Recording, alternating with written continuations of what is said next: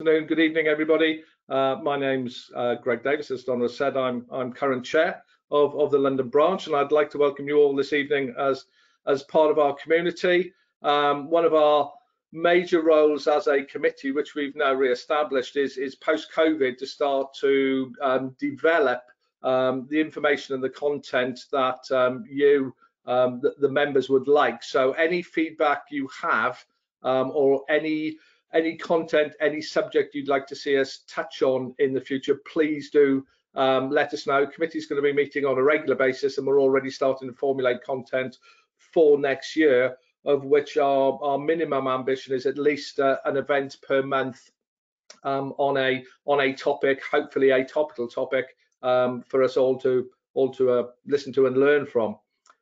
I'd like to introduce Andrew Sanderson, our speaker this evening. Andrew, serendipitously, was a person we met. Our relationship started during the pandemic. It was one of the very few good things that has come out of it. And one of the things Andrew has been talking to us about is the protective, and having talked to others with regards to its requirements. Seems to be one of those that may have gone a little bit under the radar for a lot of organisations as to potentially what this may mean. So we thought it was very advantageous to have Andrew join us today to explain to us all what the requirements are and what it might mean, certainly for certain of us in sectors who are dealing with the public on a regular basis. So I'm going to stop there. Thank you very much for your time. I'm now going to hand over to Andrew, let him introduce himself, and we're going to have a look at the protectivity. So thank you. Over to you, Andrew. Thank you, Greg. Hopefully everyone can see my presentation and hear me. Greg, can you see the presentation?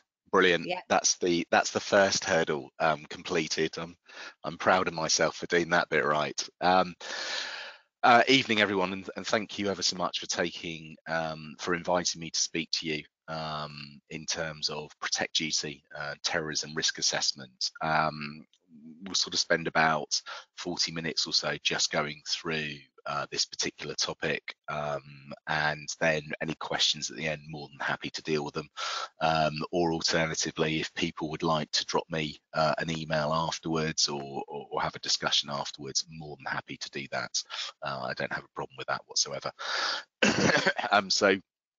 And apologies in advance, I do have a bit of a cough, which I promise is not COVID, it's just a cough. But a little bit of background in terms of myself and my firm. So as Greg said, my name's Andrew Sanderson. I'm a partner at Field Fisher, which is an international law firm, headquarters in London, but with offices across the UK, Europe, China, and then out in the US as well. I think we're a top 20 law firm now, and we have clients that vary in size from very small startups right through to multinational companies, government departments. We're approximately, I think there's about 200 plus partners, and then about 800 other fee earners, and more importantly, 700 plus support staff that make sure we do the job that we say we're going to do.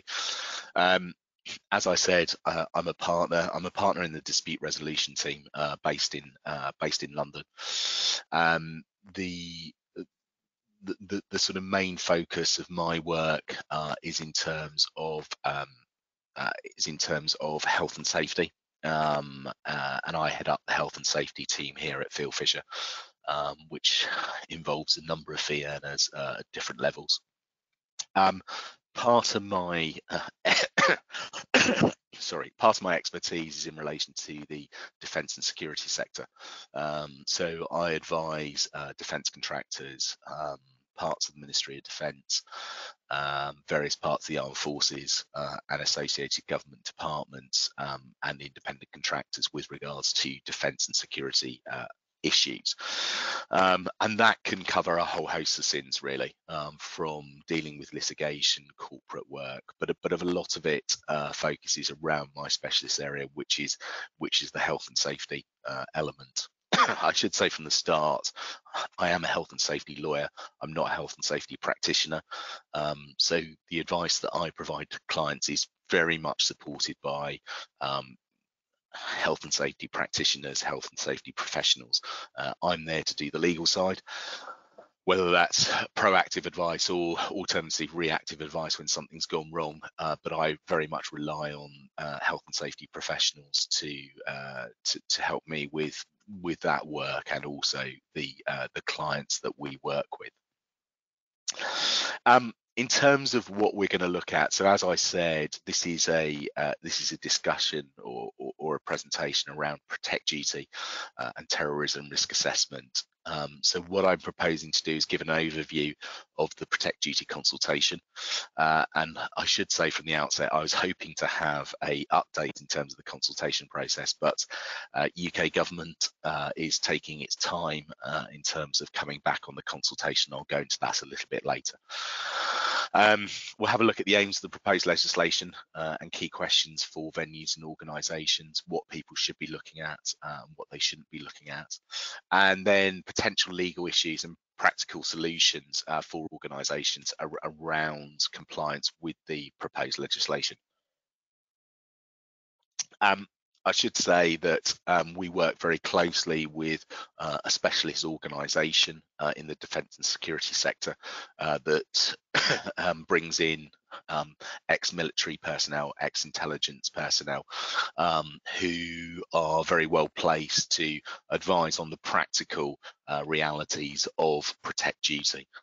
So they are the on-the-ground professionals, as it were, in terms of a lot of these areas. And after this presentation, I'd be more than happy to share their details with anyone who would be interested in those.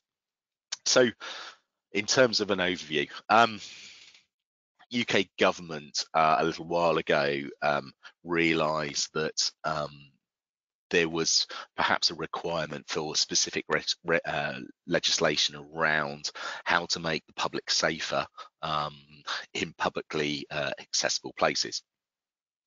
So this came out of a number of incidents that had taken place over the last few years. So we had the Manchester Arena bombing, we had London Bridge attacks, we had Borough.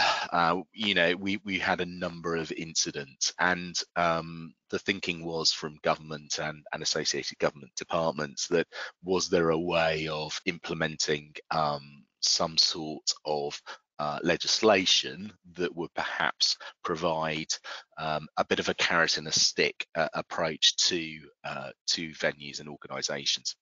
So on the 26th of Feb this year, the government published a consultation looking at the legal obligations on organisations in terms of safety for the staff and public who use their venues. As you can see from there, the consultation concluded on or around about the 2nd of July. There was a huge amount of response to the consultation from specialists within the defence and security sector, public authorities. There was a lot of response from big industry, and when I say big industry, I mean organisations that have a number of publicly accessible venues. So big restaurant chains, big pub chains, arenas. There was a huge amount of information fed into the consultation process, and the government, the Home Office specifically, are still going through the process of analysing the stakeholder feedback. They were due to come back to us September. That was then pushed back to November, and as of yet, we are still waiting to hear. One of the questions I was asked recently, well, does that mean this is a dead duck now, as it were? No, absolutely not. In terms of this in terms of this consultation and proposed legislation, this is very much a cross-party process. There is support from all parties in terms of this. The benefits in terms of bringing this in are fairly clear to see. So in terms of why is protect duty necessary, as I said, the consultation followed a sharp increase of terrorist attacks across the UK, the Westminster attacks, London Bridge attacks in 2017, 2019, and the Manchester Arena bombing. all all in very high profile areas, all with very different MOs, all with very different and complicated scenarios. But the thing that they all had in common was that they were all in publicly accessible areas. I should say that we as a firm, we deal with a lot of the big public inquiries, and one of the public inquiries that we deal with is the Manchester Arena bombing inquiry that's ongoing. It's not any specific questions in relation to that. Unfortunately I can't deal with, but around other sort of areas I obviously can. So as I said, the reason for this consultation came out of the increased terrorist attacks across the UK, and government and the Home Office sitting down and actually putting in place an action plan in terms of what could we be doing better in terms of looking at dealing with these issues and protecting public and employees. The aim is quite simple, really. It's not particularly complicated. It's as I've said there, it's how might we use legislation to enhance the protection of publicly accessible locations across the UK from terrorist attacks and ensure organisational preparedness. None of you need me to tell you in terms of the assessments that businesses have to undertake as a matter of course, whether that's in terms of health and safety, whether it's generally, whether it's fire risk assessments, whether it's cost, whatever it happens to be. There is legislation in place and there are requirements in place for businesses to conduct assessments of their day-to-day operations. It is something that business does as a matter of course. At this moment in time, there is no requirement, and indeed there's probably very little real engagement in terms of conducting assessments with regards to terrorist-related incidents. So the consultation is very much aimed at stakeholders who have operations that are publicly accessible.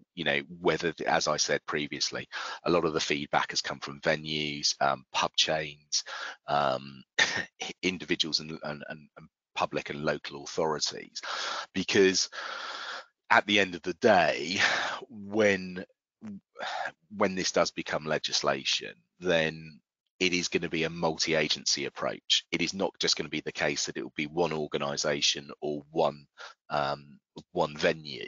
There are going to be a number of a number of stakeholders that are going to be involved.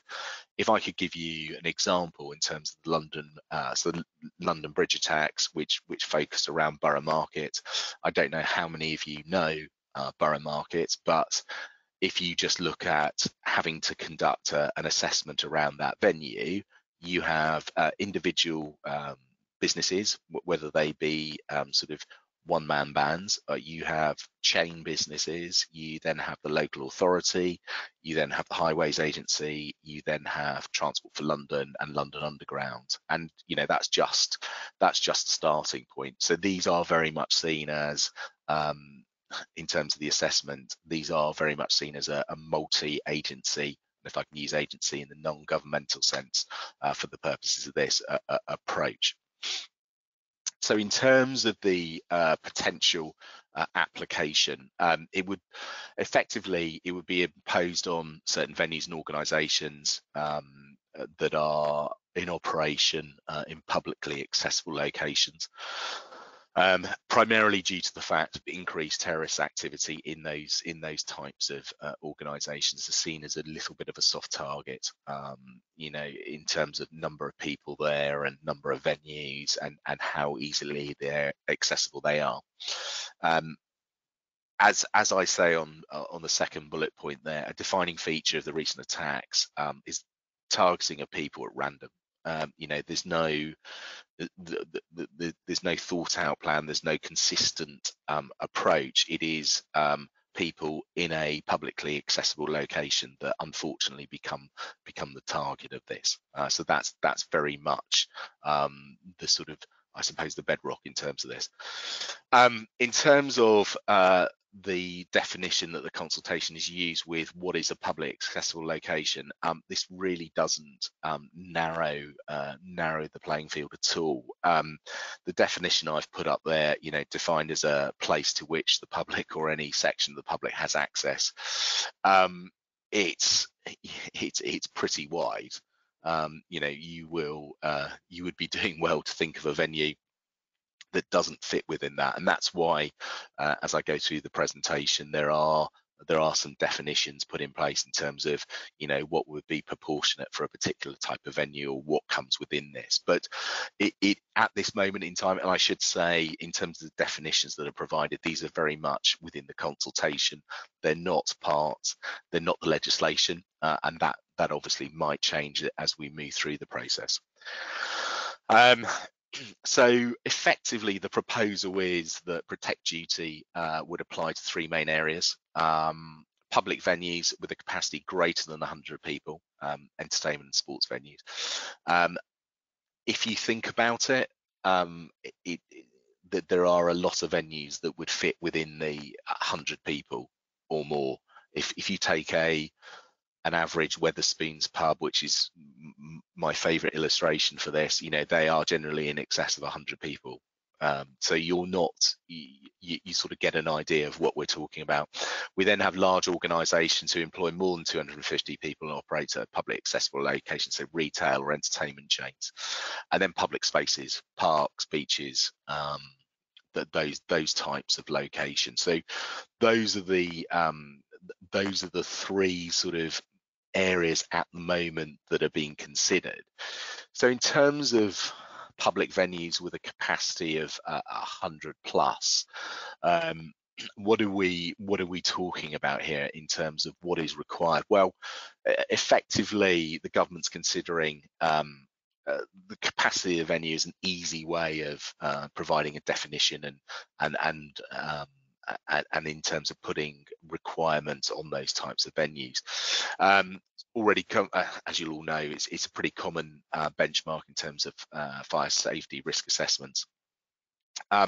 So in terms of a venue of this size, the government would be considering, a reasonable requirement to carry out an assessment of threats and implement appropriate mitigation measures. I should say, in terms of the assessment and the appropriate mitigation measures, I'll come on to those a little bit later.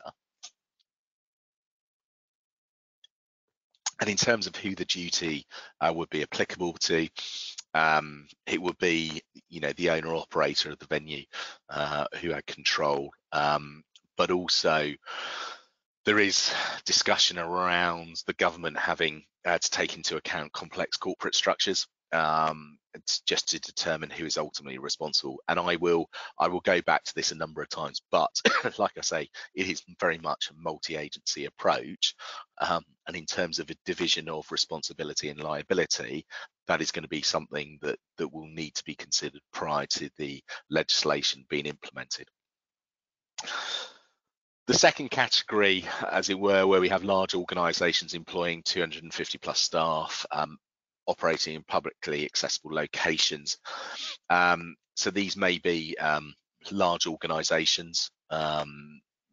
These would be, that there is a greater requirement in terms of implementation across the organisation, and also in terms of implementing the duty requirements here. It might be that they are larger commercial entities, they have greater resources, they have corporate responsibility or corporate teams to fall back onto, they may have third-party support. So there's a differentiation between this and the previous category.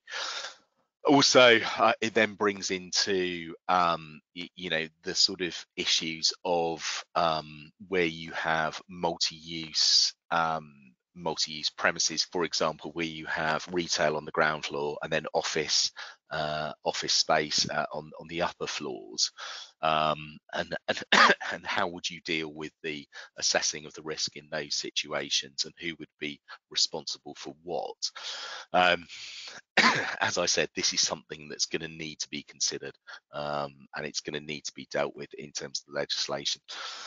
I'll just pause there for a second and just say that with regards to the legislation, it's my view, and we've been speaking directly to government departments who have been leading on this, but it's my view that with the legislation there will be guidance that comes with it. What the guidance will look like, I don't know, but the guidance will centre around in terms of how to be compliant, what regulators will be looking for. So there will be support there for businesses. In terms of the final category, public spaces, I think this probably covers where most of the concern lies at the moment, and where most of the vulnerability has been. Again, going back to the attacks that I referred to. By their very nature, they're publicly accessible. There's no well-defined entrance exit points. There is issues in terms of, sort of low sophisticated methods of attack can have massive impacts in terms of these venues. So the government feels that how to deal with these issues and how to deal with the responsibilities would be better served by having legislation in place to look at this. So what are the key issues going forward? Well, some of these are based on my experience and speaking with industry professionals. It would have been useful if the government had published the response to the consultation, but like I say, we're not quite there with it yet. So key issues. Look, I personally think that in terms of implementation of this, there are going to be a lot of organisations that are going to have little experience, especially with the fact that this is focused on terrorism. It is very different to going to get a health and safety risk assessment or a fire risk assessment. There are a lot of organisations out there who are very good at doing that and supporting on that. But in terms of this type of risk assessment and this type of duty, that isn't in place yet. The advice is, sort of in terms of engaging with security and counter-terrorism specialists, that is absolutely something we are saying to clients and recommending, even at this very early stage. And so one of the questions I get asked is, well, look, it's not enforced yet, so why should I bother? That is true. It is not enforced yet. It is still going through the consultation process. But what I would say is that we have been speaking to a number of the big insurers who are aware of this and are looking at certainly making this known to their insureds, and that will only be a matter of time.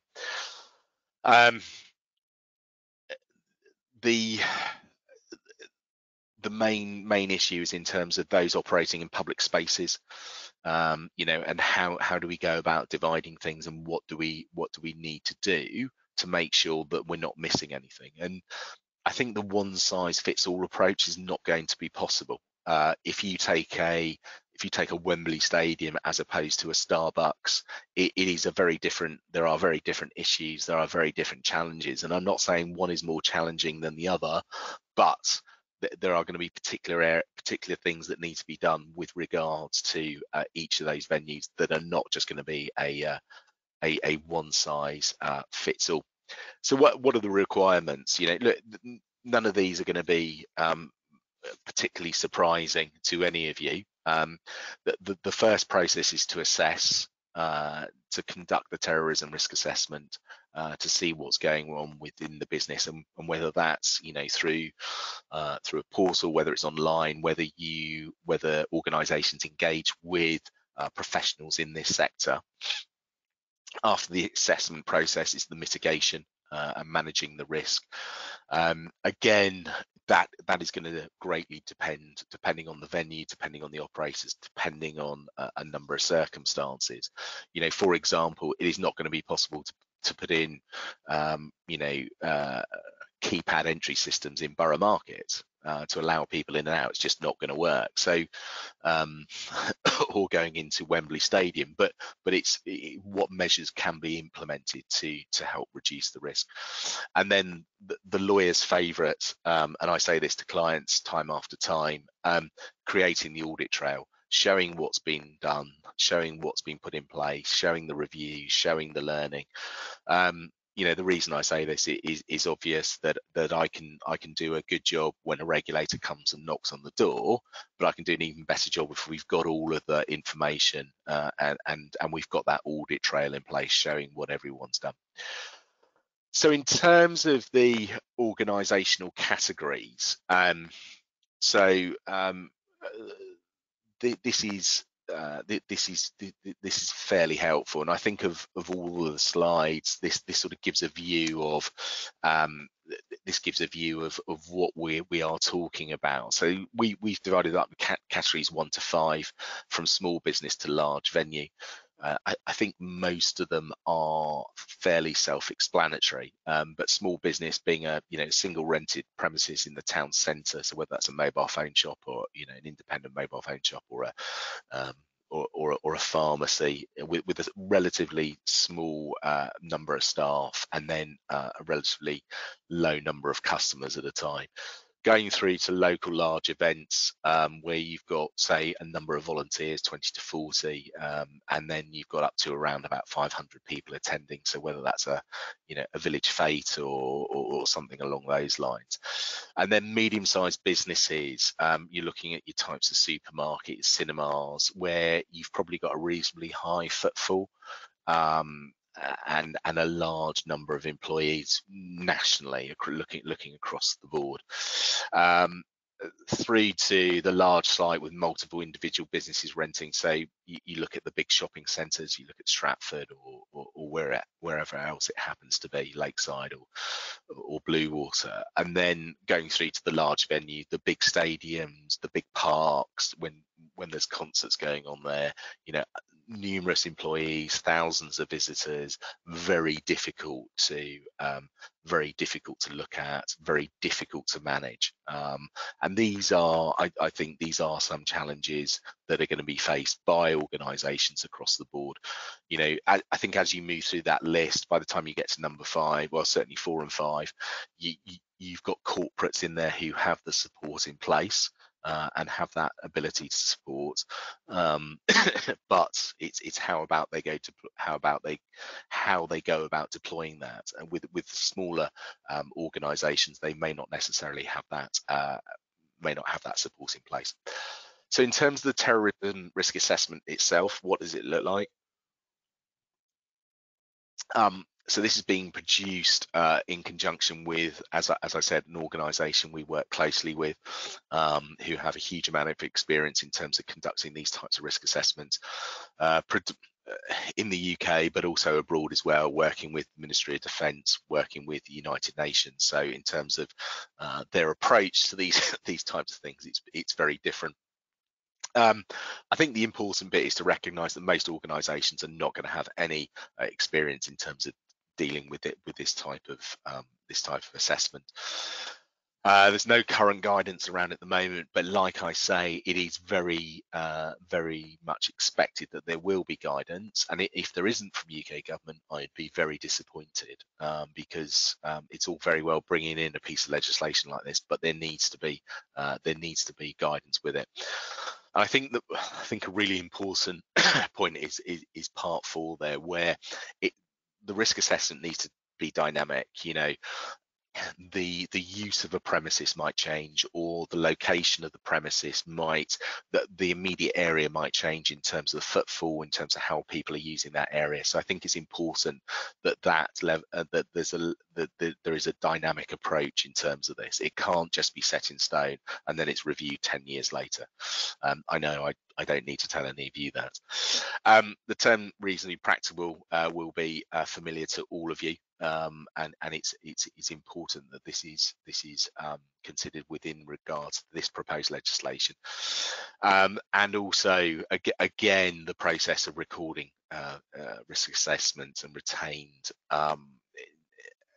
is vital, and it is absolutely essential that the organisations remember to do that.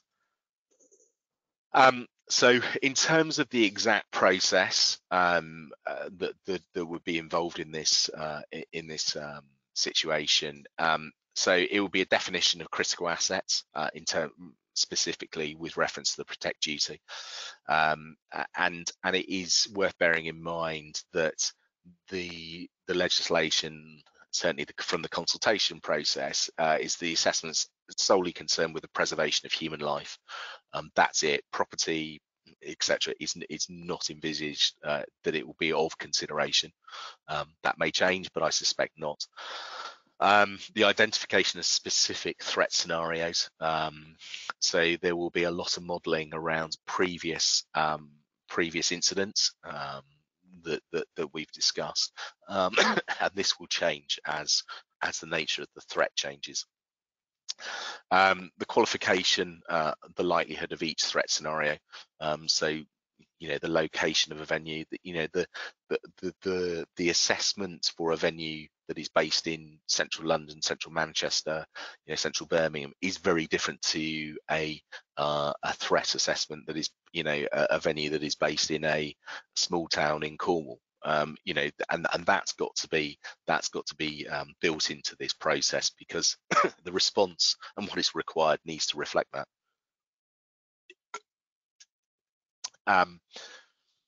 Quantify the impact of each of the threat scenarios. What are the potential loss of life and injury? Proximity to closed spaces, number of exits.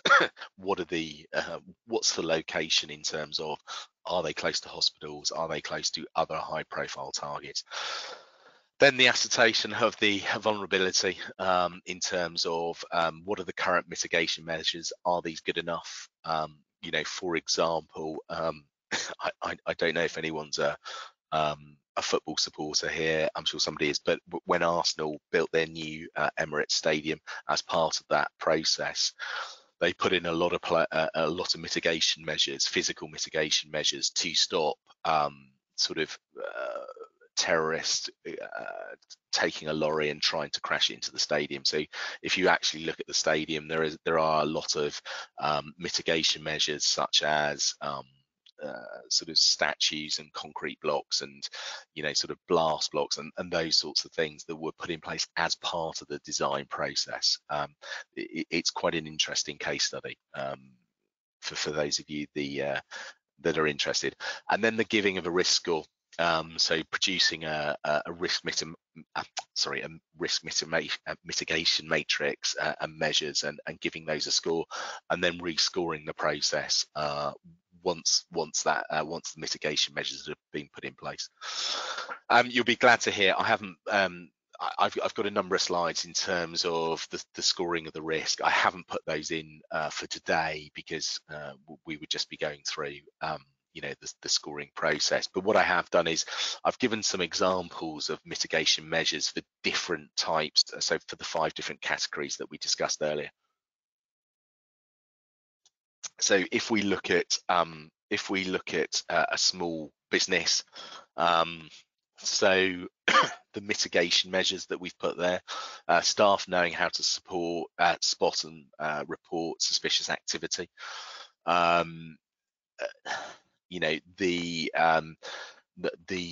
The knowledge in terms of what to do if an incident occurs, what the exits are, what security measures the premises has in place, and then working closely with the local community safety partnership, local resilience forum, to just make sure that the plans that particular business has put in place corresponds with what else is in place within the local area. Local large events, going back to the fates, whatever it happens to be, making volunteer staff visible and professional, in terms of doing this. Also training as well, that goes throughout all of this, and there is no point, as I'm sure you'd all agree, there's no point introducing going through a process of assessing the risk, putting in mitigating factors, and then nobody knows what to do when something happens. Employment of physical security measures with regards to these types of events, and also making sure that they are appropriate and they know what they're doing and that they have been trained. I think that's absolutely key, and having a plan in place as well, as much as possible. Medium-sized business and locations, I've highlighted a couple there. Again, the third point there, making sure the measures are integrated with neighbouring businesses. It's going to require collaboration, this type of approach, and that's absolutely essential.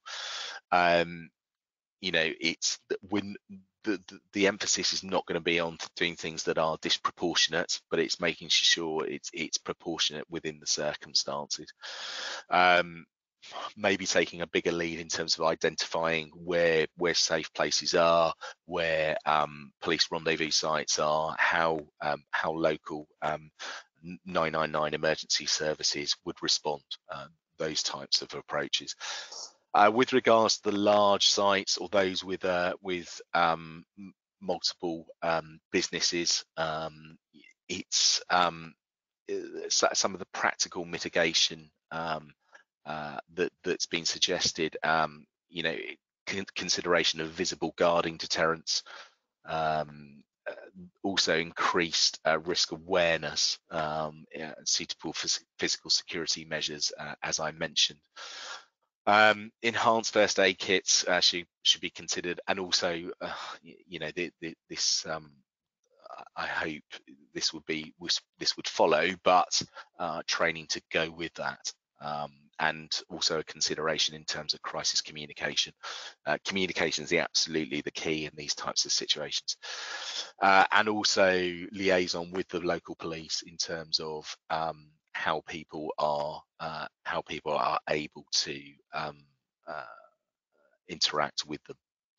And then moving on to the final two categories. Again, it's sort of building on what we started with the smaller venues, but sort of taking it to another level, having the detailed plans in place with clear directions, having the different layers of security, what is appropriate, traffic control measures, including hostile vehicle mitigation, going back to the case study I sort of mentioned with regards to the Arsenal Stadium, the Emirates Stadium.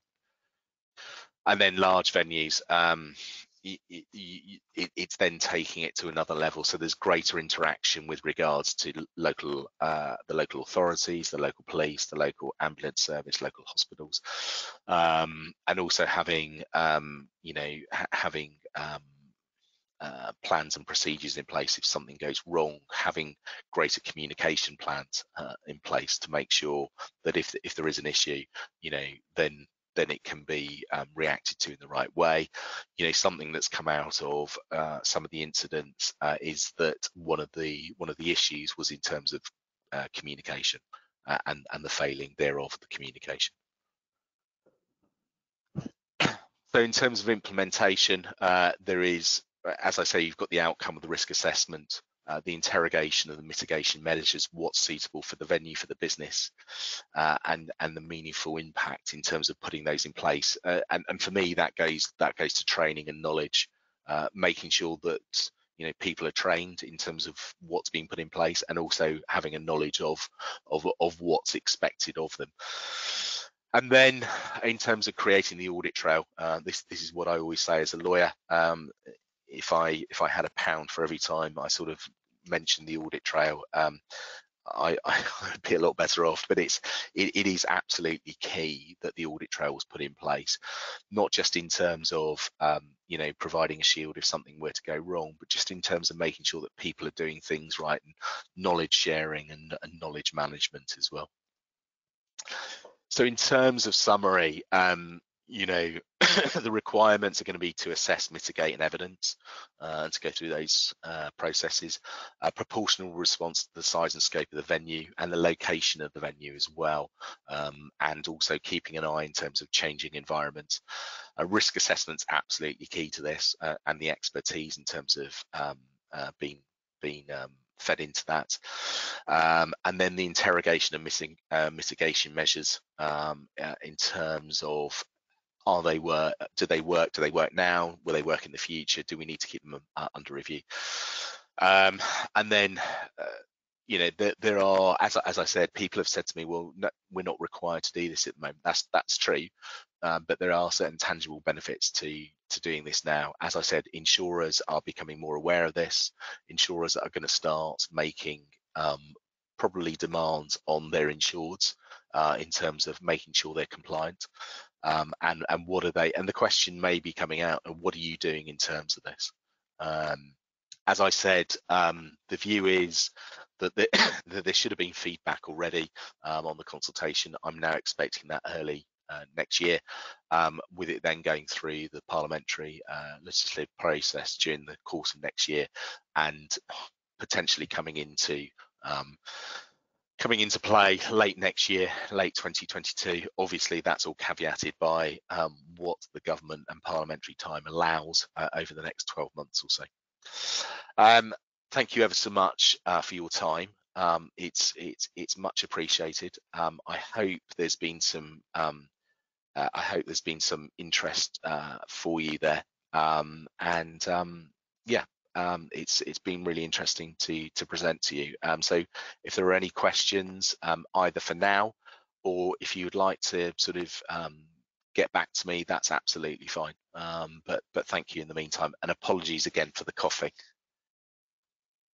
No, thank you very much indeed, Andrew. That was excellent. I do, just to start the ball rolling with regards to questions, have one. You talked about the parliamentary process and the likelihood that this will possibly come through at the end of 2022, maybe with a date in 2023 for organisations to start implementing their risk assessment. But what would the position be, do you think, if the government doesn't bring in the legislation? Bearing in mind you said insurers and others are already starting to take an interest in what is proposed. I think that's a fair question. I mean, look, we can't guarantee that it's going to come in. However, I feel the amount of cross-party support there is, I can't see it not coming in. I think that we've got some major inquiries ongoing at the moment, whereby this is going to be brought to the fore again. If it doesn't come in, then I think the push will probably come from insurers and possibly local authorities as well, to say, actually, we need to be maybe taking a bit of a lead on this. We can't make it compulsory because the government hasn't done, but we feel that we should be doing more in terms of this area. So I think there will be a drive there. I also think there will probably be a drive from industry as well to bring this in. It just seems sensible, but maybe I'm slightly biased there, but it does just seem sensible. No, brilliant. Thank you for that. I have another one. You did touch on this, but I'm particularly thinking about, if we're looking at the new normal post-COVID and we're looking at commercial property, we're talking an awful lot more about mixed use, where we're going to get an increase in residential, but more retail as well as office space going into them, and we're starting to see larger developments with bigger piazzas sharing that retail space. How will that affect it? Because again, I think one of the key elements there is going to be identifying who the duty holder is, or if it's a shared responsibility, where that stops and starts. I think that's actually going to be a big challenge. I mean, where my office is located in London, not very far away, there's a square. There's an accountancy firm in there, there's a law firm, there's coffee shops, there's a pub, there's bars, there's then a piazza where you've got members of the public meeting. It's it's incredible. If you sat down and analysed that, you'd sort of say, well, who's responsible for what? I think it's going to come down to what's going to be a sensible approach. So, you know, do we start with the landlord? You know, is that the best place to start? Do we start with whoever's the occupier of a particular premises? But then what do you do with the, you know, the public space? What happens with regards to that? I think it's difficult to say, but I think that probably the approach that's going to be adopted is, okay, we're going to need somebody to take the lead on this. You know, we're going to need a lead authority, as it were, or a lead organisation, and there may be challenges with that, because I can imagine some organisations not wanting to take that lead because they may be concerned about liability and those sorts of things. I'm hoping, beyond hope, that in terms of the guidance that goes with the legislation, that there may be some pointers in terms of how you'd go about dividing up a scenario like that. Okay, thank you for that. And I've got one other that's come through that says we're an organisation who wouldn't fall routinely into any of the category definitions.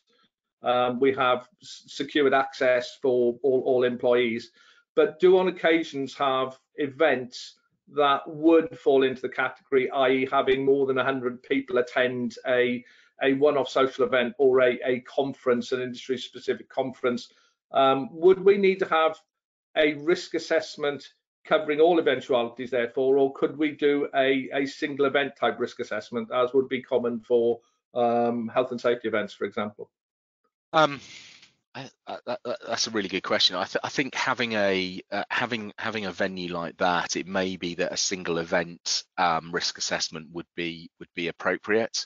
I think it would depend on the event, and you know, I suppose if the events that are conducted there are very similar, then you know, then it may be that could be used going forward. I think my feeling is that a single risk assessment would probably be appropriate, and I suspect that most of the mitigation factors that I sort of mentioned previously would probably be applicable regardless of what the event was, if that makes sense. Yeah, indeed. No, good. Thank you. Hopefully that answers the question. Donna, I don't know if you've had anything else through. Yeah, we've got a couple of questions from people attending today. So Mark Reynolds is asking, shouldn't this be an output of CDM? I'm not sure. I'm not sure I'd necessarily suggest that. I can see where the question's coming from, and to a degree it makes sense in terms of adopting that approach, but I'm not quite sure if it would work in that way. I think that what the push for the government is very much along the lines of, we've got to be seen to be doing something. You know, we've got to be you know, we've got some issues here. We've had some past issues, we've had some past events, and whatever's been put in place prior to that hasn't really worked. You know, it's whether that's a failure from a, you know, physical point of view, in terms of you know, a vehicle being able to gain access to a venue, or whether it's a failure in terms of responses or whatever it happens to be. So I think it's, you know, I think the feeling is that it needs to be standalone. Whether that changes or not once the consultation has been considered, I don't know, and it may be that there is some feedback in terms of making parts of this you know, a part of CDM. That'd be interesting to see, actually. That's a really interesting question. I've not been asked that before. Brilliant. Brilliant. Thank you, Mark. Thanks, Andrew. So we've got a question from Tom Watling. Do you see this requirement extending to organisations that are not accessible to members of the public, especially those who may be political or ideological targets due to organisational associations? Again, that's a really interesting question. Part of the venue, a number of the venues that have been identified have been, so places of worship, for example.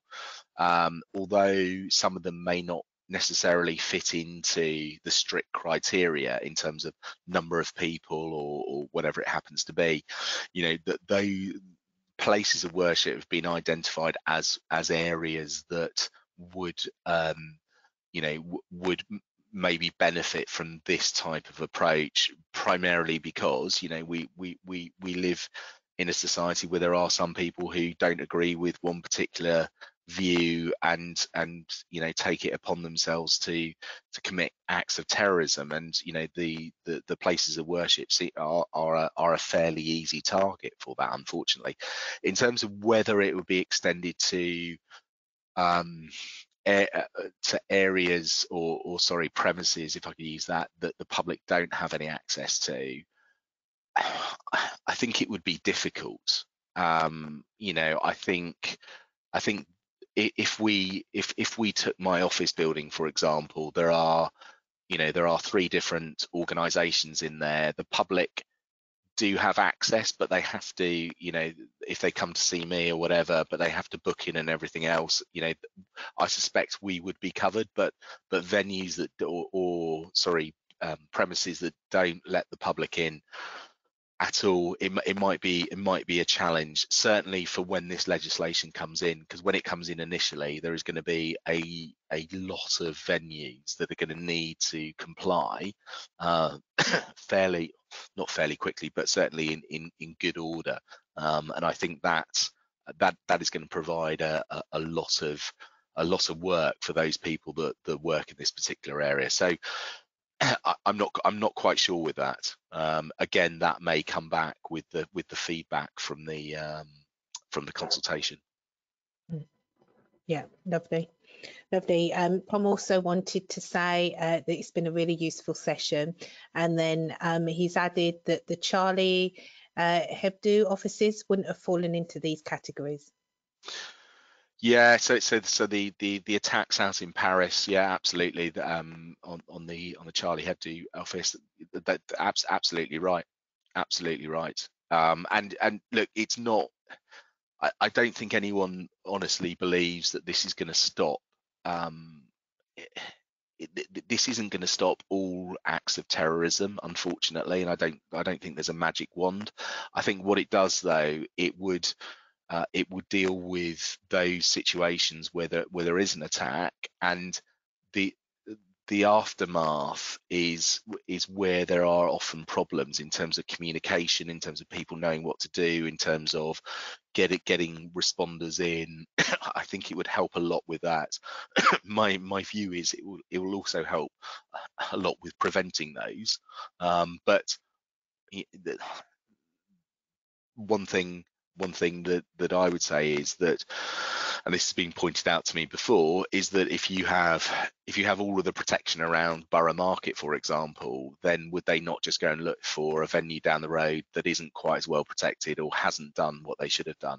And are you just pushing the problem further down the road? You know, that's a possibility. Great. So we've got a question from Ray. With regards to awareness training for staff, is this directed at staff generally and including students on site in terms of them knowing how best to act in the event of an attack, or is it more directed at key staff, for example, security staff?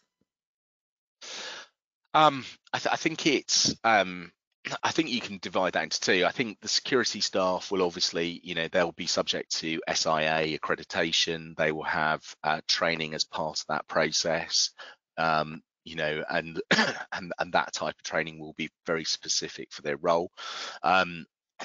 My understanding is that non-security members of staff will also have training as well. I'm not saying it will be focused on the same areas as the security staff, but there will certainly be training in there. For example, you know, if they need to lead people from a venue, you know, what route do they take, or you know, who do they need to be reporting through. So there will be training for non-security members of staff, if I can put it that way. Fantastic. And then the last one is a comment from Amir. He just wanted to say, great session. Thank you, man. It's very kind. It's funny. It's one of those things where you sort of we've been keeping an eye on this for a while, and like I say, we've been working with professionals in this sector, and it's, you know, we are waiting to see what the government says. We've got a pretty good idea in terms of, you know, what's going to come out, but yeah, you know, it's there's still a lot of questions to be answered there. Hopefully that will happen. Brilliant, thank you. Okay. Yeah, that's all the questions I've got. Brilliant. Back Okay. to you, Greg. Thank you very much, Donna. And just I suppose it remains for us to say, Andrew, thank you very much indeed. That was again all the comments coming through about how useful that was. So thank you very much indeed for your time, content, and knowledge on this subject. I'm sure it's identified something that may not have been on people's cards, which again were you alluding to, and it's also been a great start and paradoxically a great end to our webinar sessions for 2022 at the London branch of the IIRSM. Just also like to thank Donna for all your support in the background, and everybody who was on the webinar today and also contributed to it. As I said, we're looking to put in content of this quality and caliber every month next year. So if anybody has any suggestions as to areas they'd like to see, please do get in touch with us. Anything you'd like to cover, and as we've reached 5:30 now, I'd like to say thank you very much indeed again, and I hope you all have lovely evenings. Thank you. Brilliant. Thank you, Greg. Thank you, Andrew. Take care. Thank you. Bye-bye. Bye, everyone. Thanks all. Bye.